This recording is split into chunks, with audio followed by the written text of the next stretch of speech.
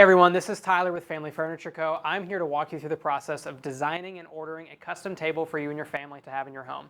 First of all, I want to say a big thank you for checking out the page, taking the time to go through this process with us. We are here to answer any single question that you may have along the way, so just hit the chat icon in the bottom corner or send us an email, give us a call, send us a text.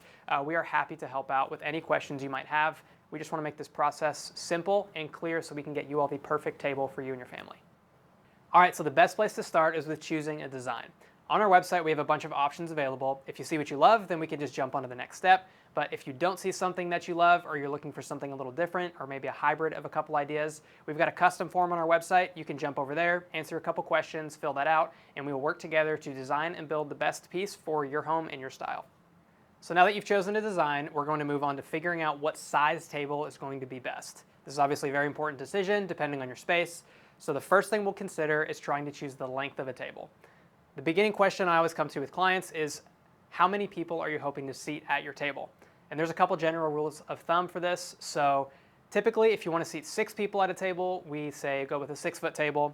If you want to seat 8 people, go for an 8, 10 for 10, and so on. And there is an exception to this rule that I'll get to in just a second when we talk about the table width. Next thing to consider is how big of a table can you put in the space that you have to work with. So the general rule of thumb for this is having 3 feet on all sides of the table. Let's say you have a 15-foot space, you can go up to a 9-foot table comfortably. If you have a 12-foot space, you can go up to a 6-foot table comfortably, and so on.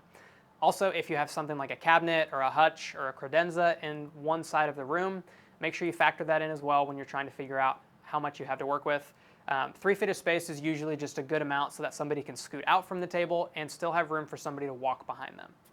All right, next up is table width.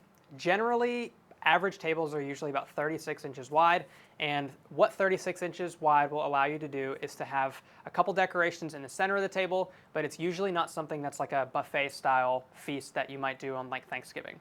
With a 36-inch wide table, most people will usually have the food on the countertops or a bar or an island off to the side. They'll grab their plate and they'll go sit down at the table.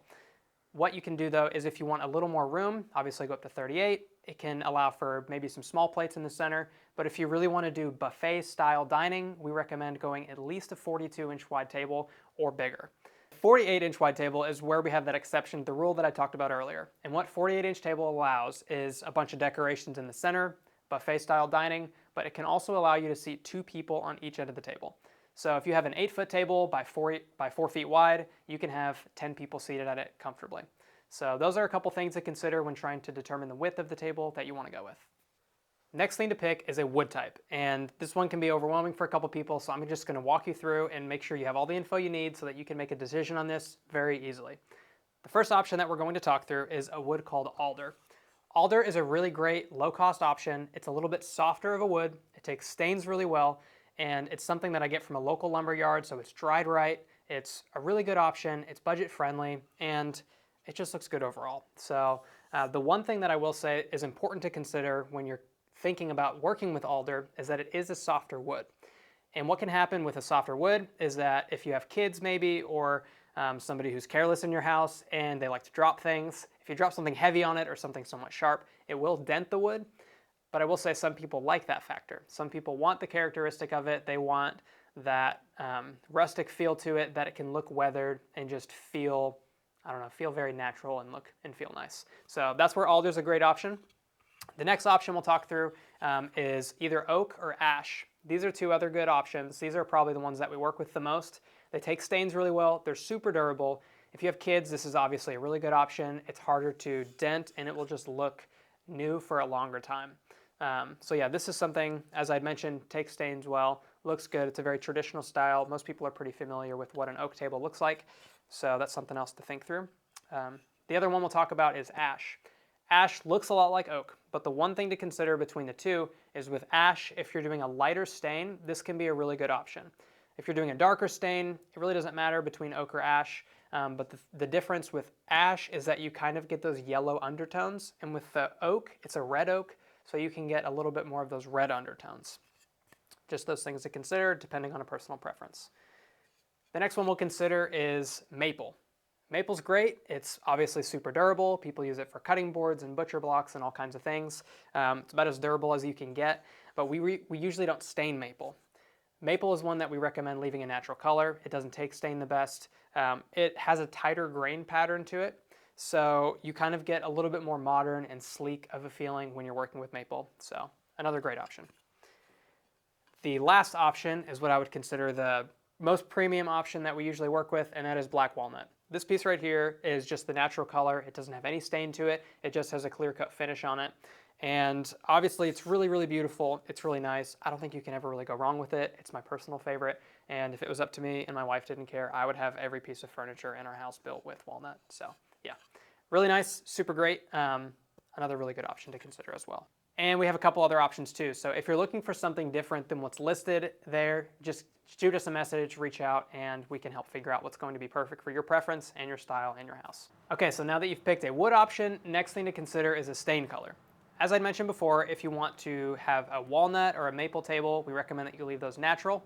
If you want something with a stain on it, then we would recommend you consider using oak, alder, or ash. So some of the most popular stain options are ebony, which is like a black stain almost, Jacobean, which is a grayish black stain, dark walnut, which is just a nice dark brown color, provincial, which is a nice light brown color, and weathered gray, which is a bit more rustic and obviously a gray color. Any of these stains, like I said, are just our most popular ones. We can go with any color that you want. If you want to mix some of them up, we're happy to do that too. Just send us a message, and through that process, we'll help figure out what's going to look best for your house and match your house and just be ideal based on your personal preference. So the next thing to think through is the tabletop design. Do you want to go with seamed or seamless? And here's what each of those options are. The most popular one that we do is seamless, and that's where there's two boards joined together in the middle here, but obviously it's a smooth transition. You can't see, or you can see, but you can't feel where the seam is.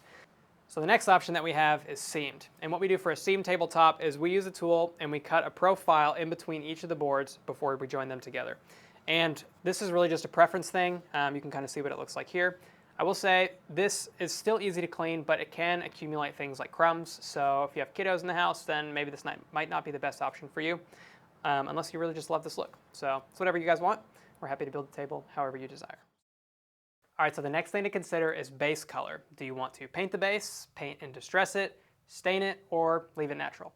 If we paint the base, we usually go with just a nice black stain that we get from Sherwin-Williams, or we will use something called alabaster white that we get from Sherwin-Williams as well. Two great options, just based on personal preference. If you want the base stained, then what we'll do is we'll have the base wood match the top so that the look is just consistent throughout.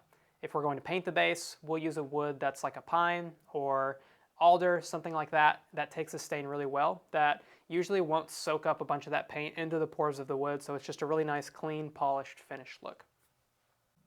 All right, so we've reached the final decision on your custom table.